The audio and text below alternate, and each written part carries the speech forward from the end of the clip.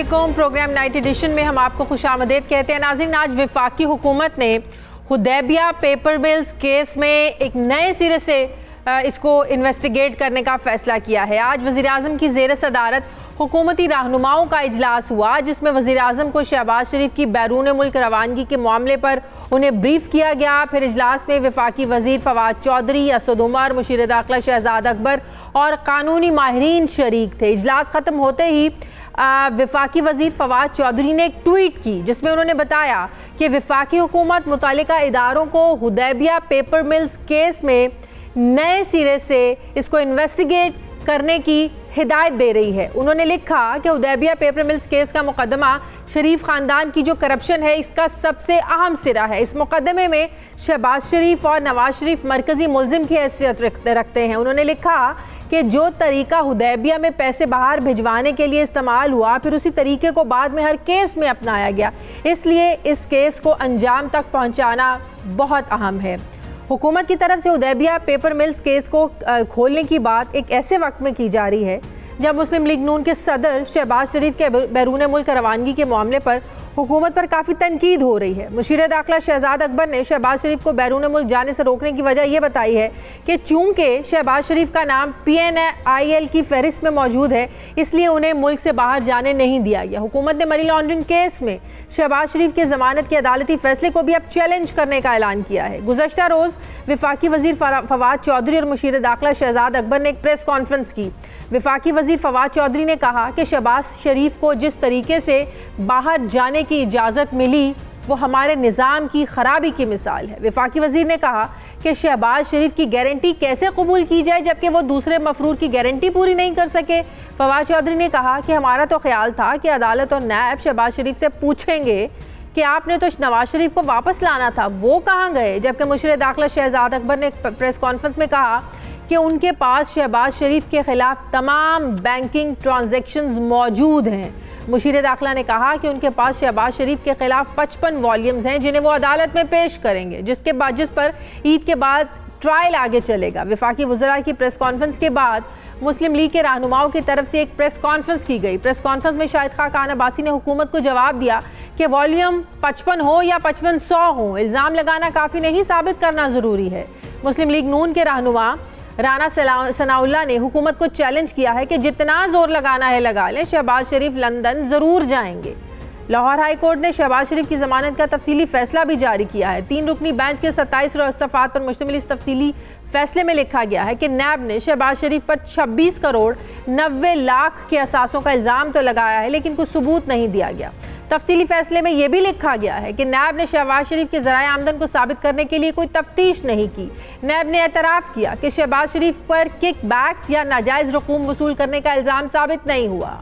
Lahore high court के तफसीली फ़ैसले और हुकूमत के हुदैबिया पेपर मिल्स केस को दोबारा खोलने के फ़ैसले ने एक दफ़ा फिर सवाल उठा दिए हैं कि क्या ऑपोजिशन का नैब पर सियासी इंजीनियरिंग का जो इल्ज़ाम है ये दुरुस्त है। सियासी इंतकाम की जो ऑपोजिशन बातें करती है, इस इल्ज़ाम में किस हद तक सच्चाई है, कितनी तक़वियत मिलती है इन इक़दामात के बाद। मैं बात करूंगी साबिक़ प्रोसिक्यूटर नैब माहिर क़ानून राजा आमिर अब्बास साहब से। अस्सलाम वालेकुम, बहुत बहुत शुक्रिया राजा आमिर अब्बास साहब। सबसे पहले तो ज़रा बात कर लेते हैं, हुकूमत जो हुदैबिया पेपर मिल्स केस को री इन्वेस्टिगेट करना चाहती है, आज फवाद चौधरी ने भी कहा कि ये सबसे अहम सिरा है, यहीं से जो राह हमवार हुई दूसरे जो इनके केसेस हैं, जिस तरह इन्होंने करप्शन की, ये जब तक हम इसको नहीं पकड़ेंगे दूसरी चीज़ों तक नहीं पहुंचा जा सकता जो उनकी बातें करने का लुब्बे लुबाब था।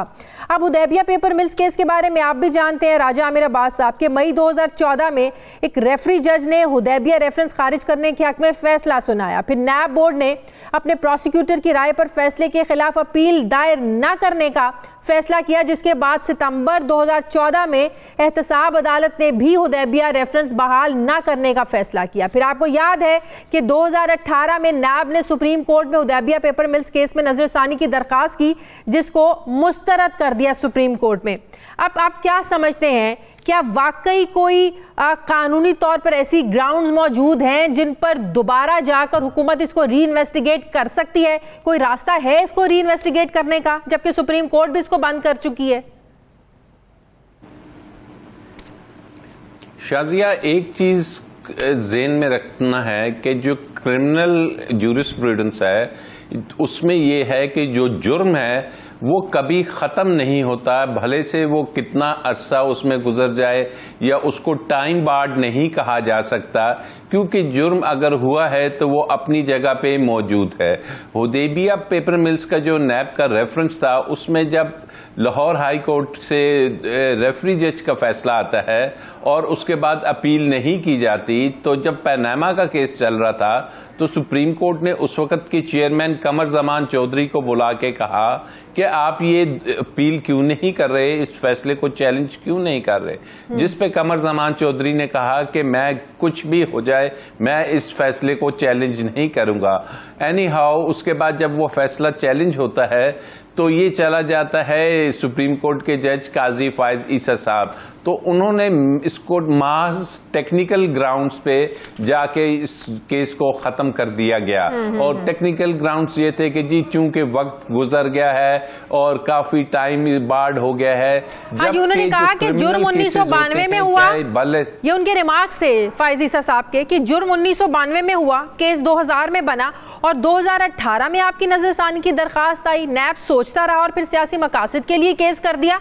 ये उस वक्त के रिमार्क्स हैं काजी फायज ईसा साहब के। हाँ जी, अब इसमें ऐसे है, दो चीजें ज़हन में रखनी है कि जुर्म जौन सा है अगर कत्ल 1992 क्या 1960 में भी हो और अगर बाद में उसके शवाहिद मिलते हैं तो वो कत्ल रहता है, कत्ल का जुर्म अपनी जगह पे मौजूद रहता है। लेकिन जब 2000 में हुदैबिया का केस चला तो उस वक्त इस केस को करप्शन एंड करप्ट प्रैक्टिस के जुमरे में लाया गया। सुप्रीम कोर्ट के जज साहब ने भी लिखा क्योंकि मनी लॉन्ड्रिंग का कानून 2010 में आता है तो मनी लॉन्ड्रिंग तो इस पे लागू नहीं होती, करप्शन और करप्ट प्रैक्टिस का ये केस बनता है। लेकिन 2010 के बाद जब मनी लॉन्ड्रिंग का केस आ गया तो जो पहला केस बंद हुआ था वो करप्शन और करप्ट प्रैक्टिस का था, हुदैबिया पेपर मिल्स वाला।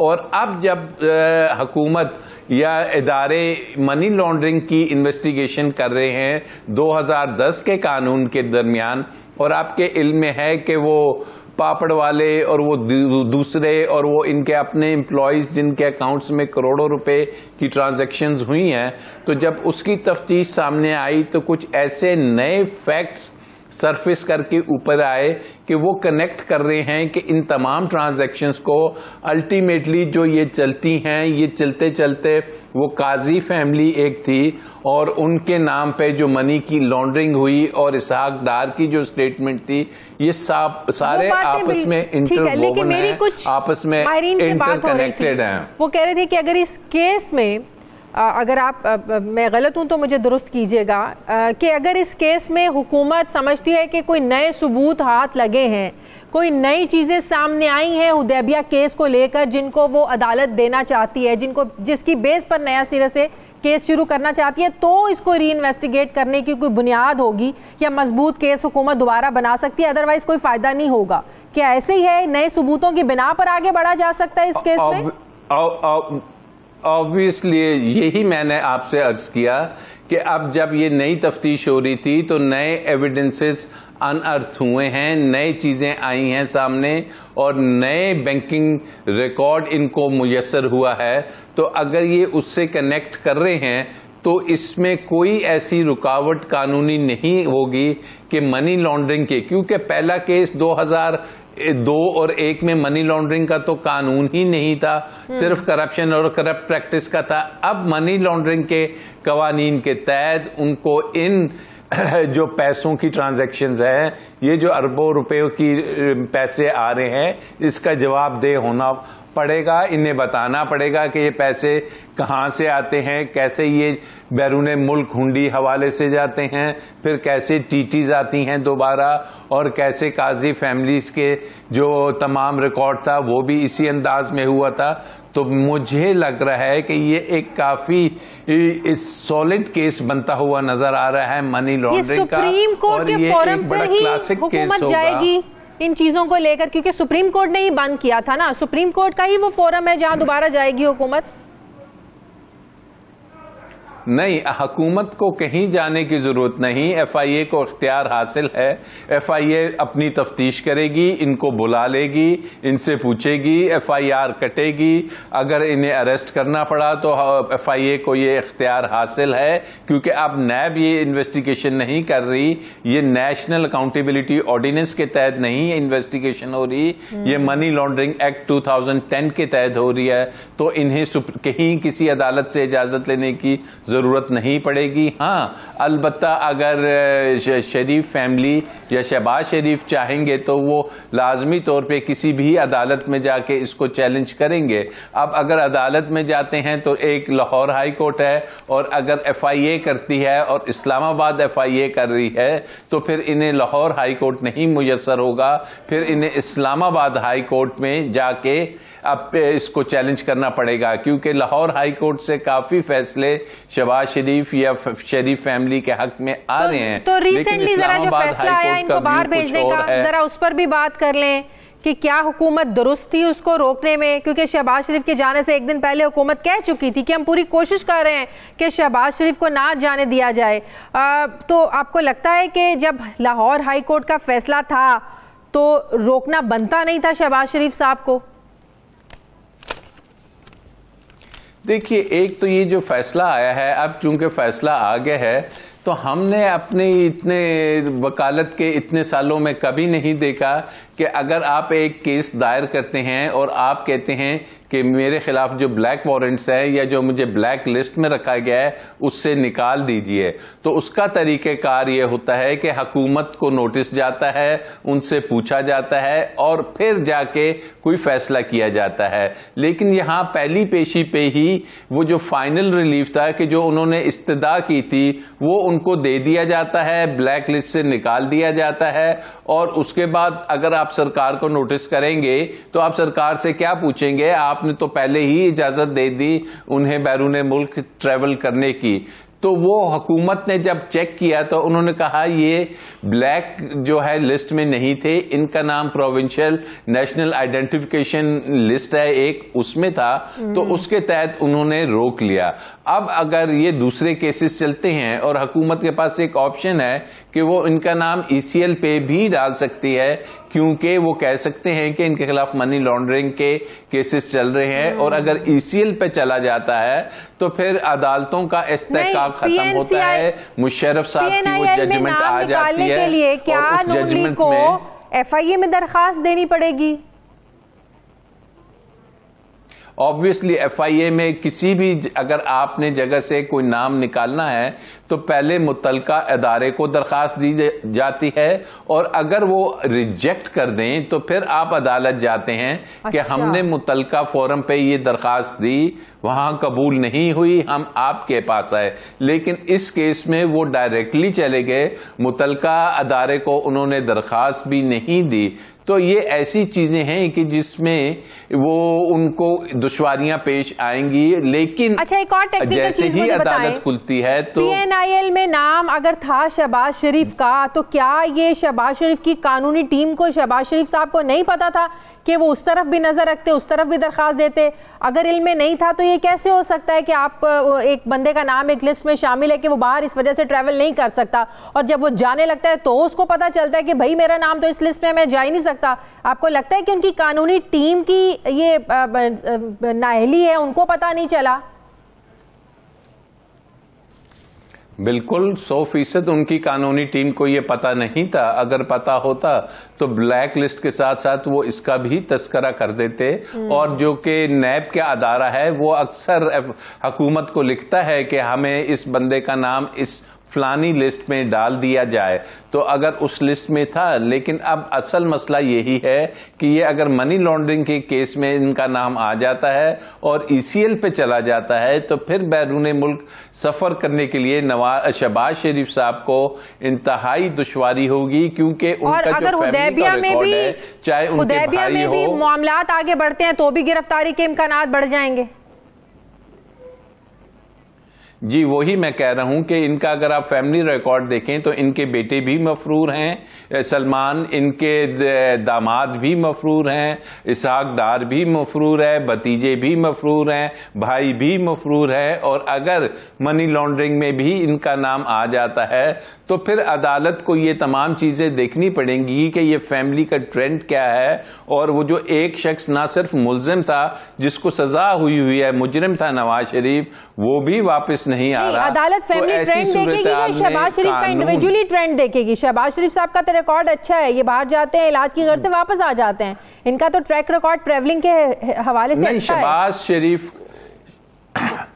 शहबाज शरीफ का रिकॉर्ड इसलिए अच्छा नहीं है कि शहबाज शरीफ तो मियां नवाज शरीफ के गारंटर बने थे और उन्होंने कहा था कि मैं उन्हें वापस लाऊंगा।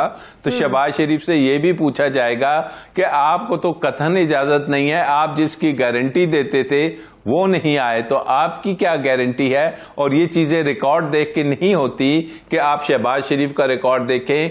कानून अंधा होता है, सबके लिए बराबर होता है और ये देखा जाएगा कि क्या एक आम शहरी को ये तमाम फैसिलिटीज मुयस्सर हैं या नहीं। तो अब देखना यह है कि सुप्रीम कोर्ट में इनके इस फैसले को जब चैलेंज किया जाता है तो सुप्रीम कोर्ट क्या डिसीजन देती है। सही, बहुत बहुत शुक्रिया माहिर कानून राजबाज साहब मेरे साथ थे। मुझे ब्रेक लेनी है, नाज़रीन वापस आते हैं छोटे से वक्फे के बाद।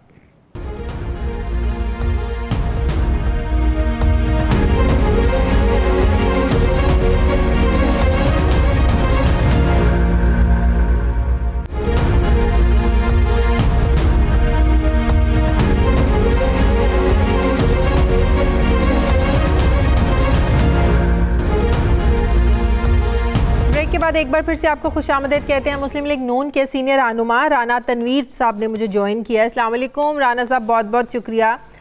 राना साहब, हुकूमत ने लंदन जाने से तो रोक दिया, लेकिन आज जो फवाद चौधरी साहब कह रहे हैं कि री इन्वेस्टिगेट करने जा रही है हुकूमत हुदैबिया पेपर मिल्स केस को, जिसको सुप्रीम कोर्ट बंद कर चुकी है, तो आपको नहीं लगता कि शहबाज शरीफ का बाहर जाना और ज़्यादा मुश्किल हो गया है?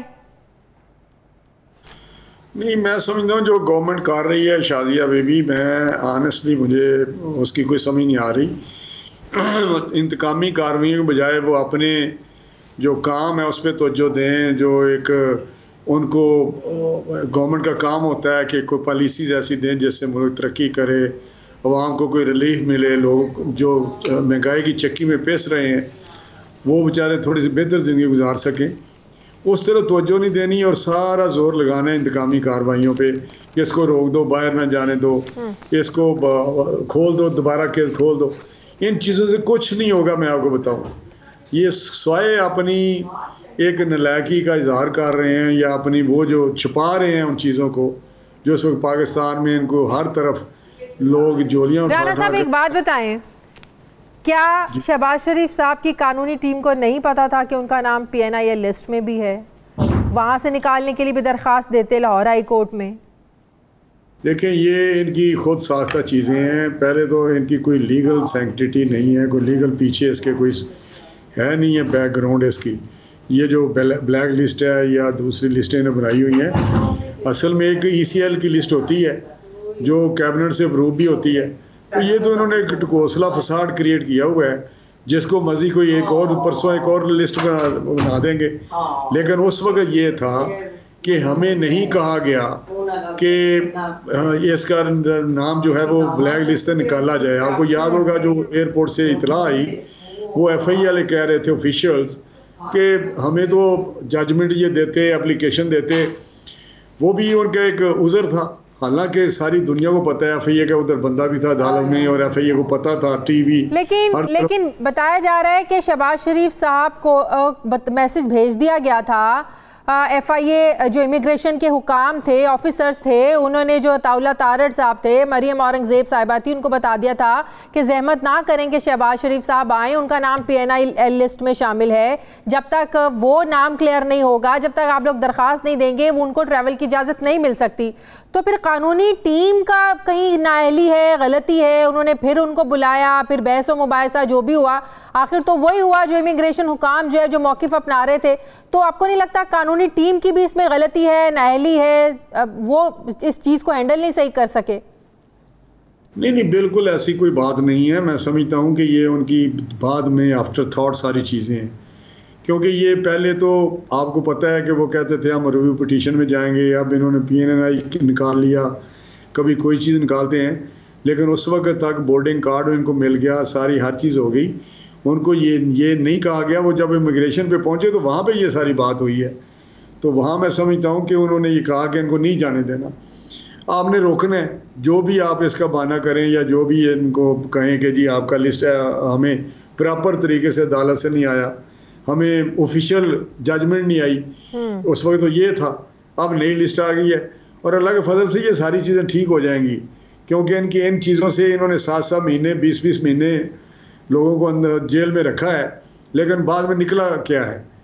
निकलता कुछ भी नहीं है, ना रेफरेंस दायर होते हैं, ना कोई और चीज़ होती है, ज़ुबान पे हो जाती हैं, स्वाय एक वो कहते हैं दीवार से लगाने के, कि दीवार के साथ अपोजिशन को लगाना है, और वो लगा रहे हैं।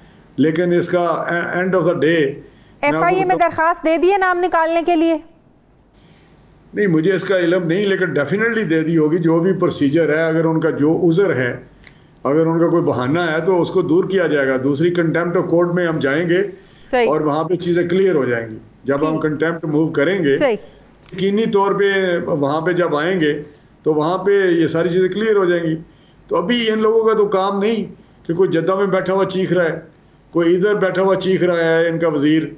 मुझे तो कोई समझ नहीं आती कि ये इनको सिर्फ एक ही काम रह गया। सही, बहुत बहुत शुक्रिया। मुस्लिम लीग नून के सीनियर रहनुमा राना हुसैन साहब मेरे साथ थे, बहुत शुक्रिया। मुझे ब्रेक लेने नाज़रीन, वापस आते हैं एक वक्फे के बाद।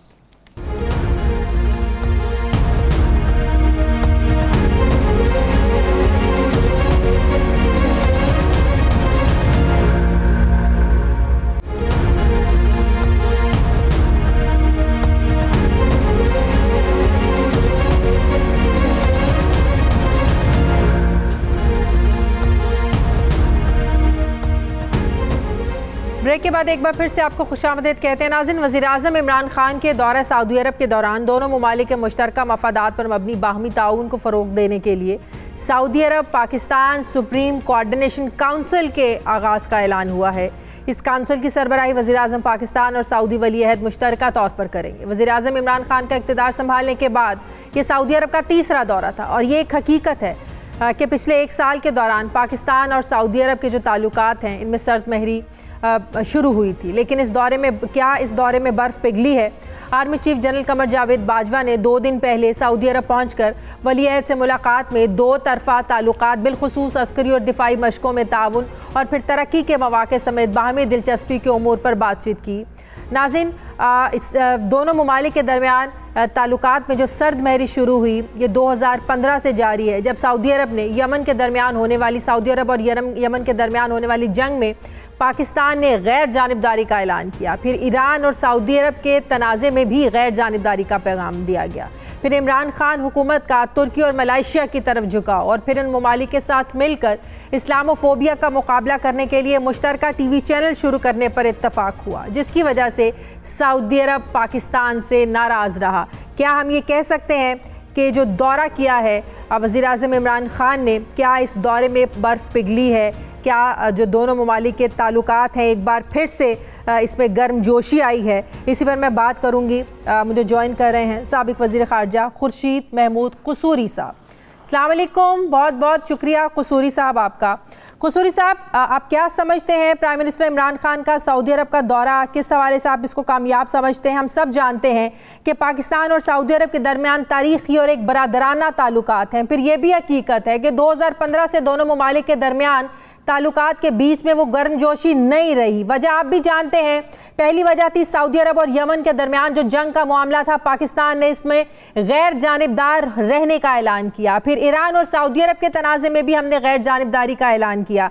फिर इमरान खान हुकूमत का तुर्की और मलेशिया की तरफ एक झुकाव, जिसकी वजह से सऊदी अरब नाराज़ हुआ। क्या आप समझते हैं यही वो सारे फैक्टर्स थे जिसकी वजह से सर्द महरी आई और मौजूदा जो इमरान खान का दौरा है सऊदी अरब का, आप समझते हैं कि कुछ हालात में बेहतरी आई है, आएगी? पहली बात तो यह है कि जो मैं कहना चाह रहा था बहुत अच्छा आपने पहले कह दिया है बैकग्राउंड में, और ये जो हमने काम कई किए हैं ये बेहतर तरीके से किए जा सकते थे। मसलन अगर ये न्यूट्रल हमारा रहना यमन की जंग में मुनासिब था, हमें फौजें नहीं भेजनी चाहिए थी दो मुस्लिम ममालिक के दरमियान जब कलिश हो, झगड़ा हो, जंग हो, लेकिन हमने बहुत भोंडे तरीके से इसको हैंडल किया है। जिस तरह पहले पाकिस्तान के झंडे दिखाए गए, उसके बाद पाकिस्तान की जब नेशनल असेंबली में इशू लेके जाया गया और हर बंदे ने कोठे पे चढ़ के नारे लगाए, हम न्यूट्रल हैं। उन्होंने कहा अच्छा तुम न्यूट्रल हो तो हम भी न्यूट्रल हैं, तो उन्होंने यूएई के वजीर खारजा ने सब बयान दिया। उसके बाद मोदी साहब को दावत दी, आइए, और उनके लिए 50,000 से 60,000 का जलसा अरेंज कर दिया दुबई में, जो तारीख में पहले नहीं हुआ था। इसी तरह हाईएस्ट अवार्ड सऊदी अरब में भी दिए गए। काम सही करने का, हमने सही काम करने का गलत तरीका अपनाया। ये काम चुप रह के किए जा, जबान बंद करके किए जाते हैं, फॉरेन पॉलिसी में नारे नहीं लगाए जाते, और अपने मुंह को जब तक बंद ना रखें तो बहुत ज्यादा नुकसान होता है। हमने ज्यादा नुकसान अपना मुंह खोलने का किया, और गलत तरीके से खोलने का किया। फैसला गलत नहीं बल्कि वो सही था। अब सवाल यह है कि हमें अपनी इकोनॉमिक कंडीशंस को देखना चाहिए था।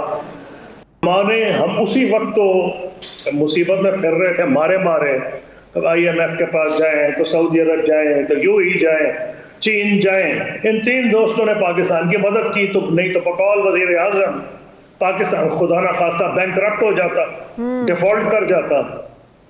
तो जब हालात हैं तो सोच के बयान देने चाहिए ना। मेरा कहना ये, हमने को फैसले नहीं गलत किए हैं, लेकिन हमें कुछ अच्छा, आप ये भी समझते हैं कि जो ताल्लुकात में कुछ सर्दमहरी आई, जो ताल्लुकात कुछ ख़राब थे, शाह महमूद कुरैशी का वो बयान भी था जिस वो कश्मीर के मामले पर उन्होंने तो जिया कि OIC को इस मामले पर जो अपना रोल प्ले करना चाहिए, कश्मीर के मामले पर नोटिस लेना चाहिए, क्योंकि ज़ाहिर है हम भी तवक्को करते हैं कि सऊदी अरब कश्मीर के मामले पर हमारा साथ दे। लेकिन दूसरी तरफ ये भी एक सोच है कि सऊदी अरब भारत को भी नाराज़ नहीं करना चाहता, जो एक इसका बड़ा ट्रेड पार्टनर भी है, जो एक बड़ी तादाद में ऑयल भी जो है वो इम्पोर्ट करता है। ये भी सारी वजूहात थी। देखिए, मैं नहीं कहना कि शाह महमूद ने क्या कहा, अच्छा किया, बुरा, मेरा ये काम नहीं है। मैं तो आपको अपना तज्जिया दे सकता हूँ, और इससे ज्यादा मैं नहीं करूंगा। सही। क्योंकि फॉरेन पॉलिसी में मैं कभी भी इस किस्म की गैर जिम्मेदाराना बात नहीं करता। तो पॉइंट ये है, पाकिस्तान, वाह शाह महमूद, पाकिस्तान की एक गवर्नमेंट की ये ख्वाहिश थी और फितरी थी कि, और पाकिस्तान के अवाम की, कि जब कश्मीर पर जुल्म हो रहा था तो वो चाहता था कि उसके जो दोस्त हैं, खासतौर पर मुसलमान दोस्त, खुल के बोलें। मेरी जाती राय हमेशा से रही है, फॉरेन पॉलिसी मैटर्स में भी हर मुल्क अपना नेशनल इंटरेस्ट देखता है, और बाय द वे पाकिस्तान भी देखता है। अब मैं खुल के मजीद बात नहीं करूंगा। तो जब नेशनल इंटरेस्ट देखा जाता है, या तो हमारी मईशत जैसे एक जमाने में इंडिया से आगे थी, अयूब खान के दौर में, आपको पता है ना कि पाकिस्तान एक मॉडल इकोनॉमिक डेवलपमेंट रियासत के तौर पे था। पाकिस्तान का पोटेंशियल बहुत ज्यादा है, हमने खुद तो उसको मैस अप किया है। हर जितने हमने IMF प्रोग्राम लिए हैं, शर्म आती है उनको गिनते हुए। मुस्लिम दुनिया में हमेशा दो ब्लॉक्स रहे हैं, पाकिस्तान ने हमेशा इसको बैलेंस रखने की बड़ी कोशिश की है। फिर आप देखें ईरान वर्सेस सऊदी अरब, तुर्की वर्सेस सऊदी अरब की लड़ाई, फिर मलेशिया इसमें शामिल हुआ इस ब्लॉक में, फिर कतर के सऊदी अरब के साथ मामलात, और सऊदी अरब ये समझता है कि हम मुस्लिम दुनिया को हम लीड कर रहे हैं। फिर हमने देखा अर्तुगरुल ड्रामे को जब पाकिस्तान में नशर करने की इजाज़त दी गई, बड़ी इसको हाइप मिली, बड़ा प्राइम मिनिस्टर ने बतौर ख़ुद इसको बड़ा सपोर्ट किया। ये भी एक बहुत बड़ी वजह थी सऊदी अरब की नाराज़गी की, इस वजह से भी सऊदी अरब नाराज़ हुआ। आपको नहीं लगता हमें इन सारी जो वाक़यात है इनसे सबक सीख कर अब इन ताल्लुकात को एक नया मोड़ देने की कोशिश करनी चाहिए, तारीख से सबक सीखना चाहिए हमें? मैंने आपको पहले कहा ना, मेरी मीटिंग हो रही थी रूस के वजीर खारजा से, तो मैंने उनको कहा हमें फला चीजें चाहिए डिफेंस की। समझा ये जा रहा था उस वक्त, और मैं बात कर रहा हूँ 2007 की, तो हमारे तो बहुत अच्छे ताल्लुकात रशिया से हो गए थे। तो मैंने उनको कहा कि जनाब ये, तो उन्होंने कहा हम सब कुछ देने को तैयार है, अगर अपना मुंह बंद रख के, मुस्कुरा के उन्होंने कहा। हमें बात करने की बड़ी आदत है, तो अगर सबक एक है कि मुंह बंद रखें, अपनी हैसियत पहचाने, आपकी बहुत बड़ा पोटेंशियल है। लेकिन बदकिस्मती से आप जब मांगने जाते हैं, मैं इतना खुशकिस्मत वजीर खारजा था कि मुझे मांगना नहीं पड़ता था, क्योंकि हम IMF से निकल चुके थे। पाकिस्तान की इकोनॉमी 8.6% पे एक साल में ग्रो की, जो चीन के बाद दुनिया में नंबर 2 पे थी। और जो हमें समझा जा रहा था कि इमर्जिंग इकोनॉमीज जो 5-6 मुल्क है उनमें हम हैं, उस वक्त हमारी बात सुनी जाती थी। तो अगर आप हर वक्त पैसे ही मांगने जाएंगे तो अपने पहले घर को सीधा करें ना, और मुंह बंद रखें। तो मैं आपको ये अपने तजुर्बे पे एडवाइस दे रहा हूँ, छोड़ें कि आपने न्यूट्रल होना या नहीं होना। आपको किसने कहा है कि आप बढ़ बढ़ के बातें करें जैसे आप कोई नंबरदार हैं इस इलाके के? आप नंबरदार नहीं हैं। जब तक अपने हालात, हाँ पोटेंशियल बहुत है, दुनिया की वाहिद इस्लामिक न्यूक्लियर पावर है, 5वीं बड़ी नेशनल आर्मी है, और हमारी लेबर फोर्स यहाँ कामयाब नहीं होती, बरतानिया में भी कामयाब, अमेरिका में भी, UAE में। तो आप माहौल ऐसा पैदा करें कि यहाँ के लोग। बहुत बहुत शुक्रिया। साबिक वजीर खारजा खुर्शीद महमूद कसूरी साहब मेरे साथ थे। नाज़रीन, मुझे ब्रेक लेनी है प्रोग्राम में, वापस आते हैं छोटे से वक्फे के बाद।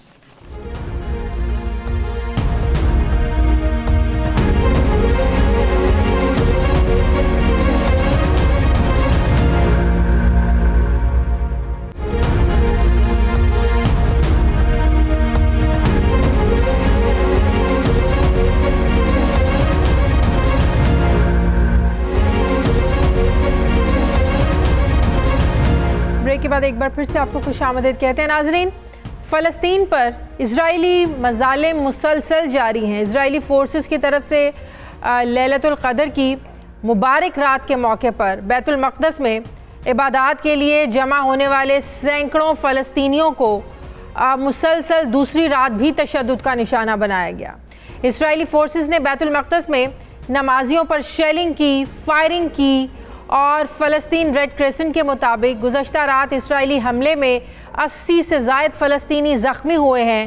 जुमातुल विदा के दिन भी इस्राएली फ़ौज ने मस्जिद अक्सा में नमाजियों को मस्जिद में दाखिल होने से रोका, जिसमें 200 से ज़ायद नमाजी ज़ख्मी हुए।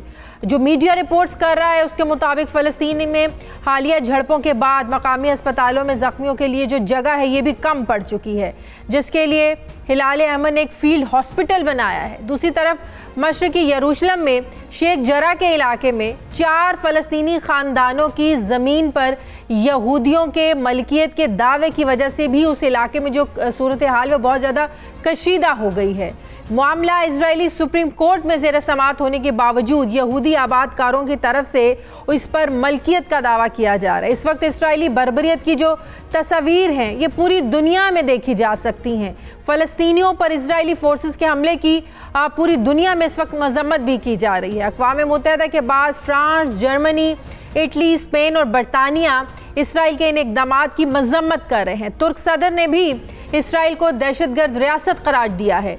ज़राए के मुताबिक मिस्र फ़लस्तीन और इसराइल के दरमियान कशीदगी को रोकने के लिए सालिसी का किरदार अदा कर रहा है, जबकि फ़लस्तीन की दरख्वास्त पर अरब लीग का हंगामी इजलास आज कतर की सरबराही में होगा। बैतुल मक़दस पर इसराइली हमले के बाद ट्यूनिस की जानिब से भी अक़वाम मुत्तहिदा के सलामती काउंसिल का इजलास बुलाने का मुतालबा किया गया है। एक तरफ नाजरीन जहाँ फ़लस्तीनियों को निशाना बनाया जा रहा है, बर्बरियत का निशाना बनाया जा रहा है, तो दूसरी तरफ हमने देखा कि काबुल में हफ्ते के दिन एक स्कूल को निशाना बनाया गया। स्कूल हमले में तालिबान समेत 50 से ज़ायद अमवात हुई हैं। अफगान हुकूमत ने स्कूल पर हमले की जिम्मेदारी अफगान तालिबान पर आयद की, जबकि तालिबान ने इस कार्रवाई में मुलविस होने की तरदीद की।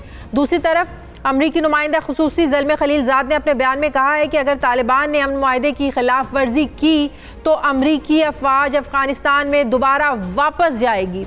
इस वक्त army chief general Qamar Javed Bajwa भी अफगानिस्तान के दौरे पर हैं, जहां उन्होंने अफगान मुफाहमती काउंसिल के सरबरा अब्दुल्ला से मुलाकात की है। ये हालात किस तरफ जा रहे हैं? अगर अमरीकी अफवाज, नेटो अफवाज का इनखला हो जाता है तो उसके बाद अफगानिस्तान की शक्ल क्या होगी? अमन व अमान के हवाले से मैं बात करूँगी। मुझे ज्वाइन कर रहे हैं दिफाई तज्जियाकार जनरल रिटायर्ड एजाज अवान साहब। अस्सलाम वालेकुम, बहुत बहुत शुक्रिया जनरल साहब आपका। जनरल साहब, सबसे पहले बात कर लेते हैं हफ्ते के रोज़ काबुल में जो हुआ, बच्चों के स्कूल पर हमला हुआ, दहशतगर्दी का जिस तरीके से निशाना बनाया गया। जनरल साहब, ये धमाके ऐसे वक्त में हुए हैं जब अमेरिका ने ऐलान किया है कि इस साल 11 सितंबर तक अफवाज का इनखला अफगानिस्तान से हो जाएगा। तो ये किस तरह के पैगामात देने की कोशिश की जा रही है? तालिबान इन हमलों से इनकारी हैं, कौन हो सकता है, कौन सी दूसरी कुव्वत और हो सकती है इसमें मुलविस सर? और अगर अफवाज का इनखलाफ वहाँ से हो जाता है तो अमन अमान की क्या सूरत हाल होगी, क्या शक्ल इख्तियार करेगा Afghanistan? Thank you very much Shadiya. देखें, अफगानिस्तान में जो कुछ ये हुआ बहुत अफसोसनाक है, बल्कि पिछले 20 बरस से जो कुछ हो रहा है काबिल मजम्मत और अफसोसनाक है। लेकिन अनफॉर्चुनेटली ये एक रियलिटी है जो हो रहा है और हमें उसे उसी एंगल से, उसी नज़र से देखना पड़ेगा। अफगानिस्तान में कुछ कुव्वतें ऐसी हैं जो नहीं चाहती कि अमेरिकन फोर्सेस वहाँ से निकल जाएं, उनके मफादात उनके साथ जुड़े हुए हैं, और वो कुव्वतें जो स्टेटस को पार्स हैं और वो कुव्वतें जो नहीं चाहती कि अफगानिस्तान एक फ्री और फेयर कॉरिडोर की सूरत में दुनिया की तरक्की के लिए अवेलेबल हो। इसको जो भी रोकना चाहते हैं वो कुव्वतें ऐसी हैं जो इस तरह के धमाके भी कराएंगी, सबोटाज भी करेंगी। और तालिबान का तो ये हमेशा से रवैया रहा है कि अगर वो कुछ करते हैं तो वो उसको एक्सेप्ट करते हैं। अब जब वो कह रहे हैं हमने नहीं किया, तो I have no reasons to doubt them. यकीनन ये वो स्टेटस को पार्स हैं जो नहीं चाहती कि अफगानिस्तान अमन की तरफ जाए, ये जो मुआहदा हुआ है ये तकमील की तरफ जाए, यहाँ से अमेरिकन फोर्सेस निकल जाएं और यहाँ पे अफगानों की मर्जी से एक इंटरिम गवर्नमेंट बनाकर अमन की तरफ बढ़ा जाए। तो जो भी अमन के मुखालिफ कुव्वतें हैं वो ये सब कुछ करेंगी और अनफॉर्चुनेटली ऐसा होता रहेगा। तो फिर अगर इस सूरत में मुज़ाकरात भी नाकाम हो जाते हैं, जिस तरह अमेरिका कह रहा है कि अगर इसी तरह अमेरिका भी तालिबान पे शकूक व शुबहात का इजहार कर रहे हैं ना कि अगर तालिबान ने मुआहदे की खिलाफ वर्जी की तो अफवाज वापस चली जाएंगी, तो इसका मतलब जो बात आप कर रहे हैं कि अगर तालिबान को हमला करते हैं तो वो इसकी जिम्मेदारी भी कबूल करते हैं। तो क्या आप समझते हैं कि जो बात, जो एनालिसिस आप बता रहे हैं, क्या अमेरिका की सोच में ये बात नहीं है कि कोई दूसरी तीसरी कुव्वत भी हो सकती है जिससे ये मफादात उसके जुड़े हैं कि अमेरिका वहीं पे रहे और तालिबान की हुकूमत कायम ना हो? देखिए, अमेरिका को बहुत अच्छी तरह पता है, और अगर अमेरिकन वापस आने की जुर्रत कर सकते हैं तो वो 20 सालों में उन्होंने कौन सा अमन कायम कर लिया है। यहाँ पे 3 सुपर पावर्स इस खित्ते में अफगानों को अपनी मर्जी के मुताबिक हाँकने की कोशिश कर चुके हैं और हर एक अपनी तरह का एक सबक सीख कर यहाँ से वापस गया है। ब्रिटिश एम्पायर भी जिस 3 अफगान वार्स में जिस तरह जलील होकर यहाँ से गई, जिस तरह यूएसएसआर की फोर्सेस यहाँ से लाशों के अंबार उठा के गए, और जिस तरह भी 20 बरस के बाद अमेरिकन उन्हीं अफगानों के साथ मेज पर बैठकर मुज़ाकरात करने पर मजबूर हुए। अगर इस तारीख से किसी ने कोई सबक हासिल करना है बशमूल पाकिस्तान, तो सबक यह है कि अफगानों को डिक्टेट करने की कोशिश न करें। अफगानिस्तान में वो होगा जो अफगान चाहेंगे, वो आज़ाद मनश लोग हैं, उनको डिक्टेट नहीं किया जा सकता, और अफगानिस्तान के मुस्तकबिल का फैसला अफगान खुद करेंगे, उन पर कोई फैसला थोपा नहीं जा सकता। और ये वो कौम है जो एक वक्त की रोटी खा के भी गुजारा कर सकती है, पत्थर के ऊपर बैठ के अपना दिन गुजार सकती है, 2 बकरियों के साथ अपने घर का निज़ाम चला सकते हैं। तो अगर उनका थ्रेशोल्ड ये है, तो फिर उनको अगर हम तरक्की याफ्ता ममालिक की ऐनक से देखेंगे तो गलत नतीजे अखज़ करेंगे। मैं समझता हूँ कि अमेरिका को अपने वादे का पास करके जाना चाहिए, और अफगान यकीनन एक बदअमनी होगी, यकीनन एक civil war like situation America के जाने के पूछने जा रही हूं कि अगर अमेरिका निकलता है वहां से और इस तरह के हालात बढ़ते हैं, तशद्दुद के वाकयात में इजाफा होता है, इस तरह के हमले होते हैं, तो हालात कैसे कंट्रोल होंगे फिर? देखें शाजिया, कारज़ाई हो या अशरफ गनी हो या अब्दुल्ला हो, जिन लोगों ने 20 बरस इक़्तिदार के फ़ायदा उठाया है, जिन्होंने अमेरिकन एड पर 2 डेकेड्स गुजारे हैं, जिनके हाथ में इक़्तिदार रहा है, जो कॉम्बैट नहीं कर रहे थे बल्कि इक़्तिदार के मजे ले रहे थे, वो कुव्वतें नहीं चाहेंगी कि अमेरिका यहाँ से चला जाए और वो मजे जो वो कर रहे थे वो रुक जाएं। वो $5 बिलियन की एनुअल इमदाद आनी बंद हो जाए, वो फौज का जो वजीफा लगा हुआ था वो बंद हो जाए। वो इन्हीं बेसाखियों पर अपना मजीद वक्त गुजारना चाहते हैं। लेकिन अमेरिका को भी ये पता चल गया है कि 20 बरस बैठकर अगर वो डिक्टेट नहीं कर सके तो वो 20 बरस और भी बैठ जाएं तो वो डिक्टेट नहीं कर सकते।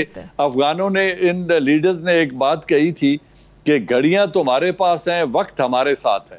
तो अगर वो लड़ने की इतनी जरूरत रखते हैं तो बेहतर ये है कि उन्हें अफगानों को, जिस तरह हम अफगान लेड अफगान उनकी बात करते हैं, उनको अपनी किस्मत का फैसला खुद करने दें और कोई उन्हें डिक्टेट करने की कोशिश न करे।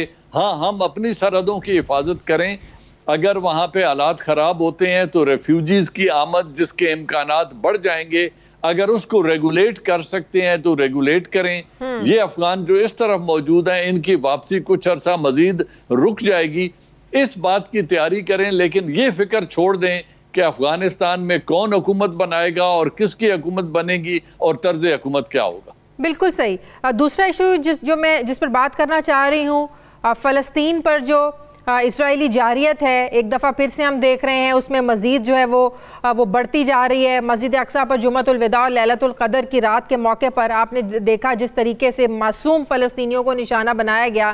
पूरी दुनिया मजम्मत तो करती है जनरल साहब, हमेशा ही हम बात करते हैं, हमेशा ये सवालात उठाते हैं, लेकिन फ़लस्तीनियों का मसला ये दुनिया आज तक हल नहीं करवा सकी है। इस मुबारक महीने में जो जुल्म की दास्तान वहाँ पर रकम की जा रही है, आपको नहीं लगता कि अब ये वक्त है मुस्लिम उम्मा को बिल्कुल इकट्ठा होने का, कश्मीर और फ़लस्तीन के मामलात जो हैं वो एक तरफ लगाना चाहिए? मुस्लिम उम्मा हज पर तो इकट्ठी हो सकती है, किसी बड़े मसले पर इकट्ठी होने में अभी तक तो वो कामयाब नहीं हुई। ज्यूज अमेरिकन इकोनॉमी को, वेस्टर्न इकोनॉमी में उनका बड़ा फाल रोल है। वो मईशत को कंट्रोल करते हैं, मीडिया को कंट्रोल करते हैं, ओपिनियन मेकिंग में उनका एक बड़ा किरदार है और उनके बड़े ताकतवर ऑफिसेज में वो बैठे हैं। लिहाजा मैं नहीं समझता कि अमेरिका या यूनाइटेड किंगडम उन पर कोई ऐसा दबाव डालेंगे। इस सिलसिले में मेरे ख्याल में दर्जनों रेजोल्यूशन पास हो चुके हैं कि आप नई आबादियां कम करें। वो उन रेजोल्यूशंस को यकसर नजरअंदाज करके आबादियां कायम करते चले जा रहे हैं। ये रेजोल्यूशन और धमकियां उनके लिए होती हैं जो हम जैसे कमजोर मुल्क हैं या जो जिनके वसाइल इतने नहीं हैं या जिनके अंदर खुद एतमादी इतनी नहीं है। रूस जो इजराइल है, छोटा सा मुल्क है, चंद मिलियन लोग हैं। अगर इनके पीछे अमेरिका की पुष्ट पनाही ना होती तो शायद ये सफा हस्ती से अभी तक मिटा दिए गए होते। सही। लेकिन उन्होंने अपना वो सहारा तलाश किया हुआ है और अमेरिका उनके बिल्कुल पीछे खड़ा है। वो एक अनडिक्लेयर्ड न्यूक्लियर पावर भी हैं, तो मैं नहीं समझता कि किसी किस्म का उनके ऊपर कोई दबाव आने वाला है। ये बड़ी अनफॉर्चुनेट रियलिटी है कि पैलेस्टीनियंस मजलूम हैं और शायद वो बहुत अरसा मजलूम बनकर ही रहेंगे और दुनिया का ज़मीर मुझे जागता हुआ नजर नहीं आता, चाहे वो कश्मीर हो या बिल्कुल पैलेस्टीन हो या कश्मीर हो। इन मसाइल पर मुझे दुनिया का ज़मीर सोया हुआ ही दिखाई देता है आने वाले चंद सालों में। बहुत बहुत शुक्रिया दिफाई तज्जियाकार जनरल एजाज अवान साहब मेरे साथ हैं। नाज़रीन, हमारे प्रोग्राम का वक्त खत्म हो गया। फीडबैक आप हमें ज़रूर दीजिएगा, अपना ख्याल रखिएगा। मुझे इजाज़त दीजिए, अल्लाह हाफ़िज़।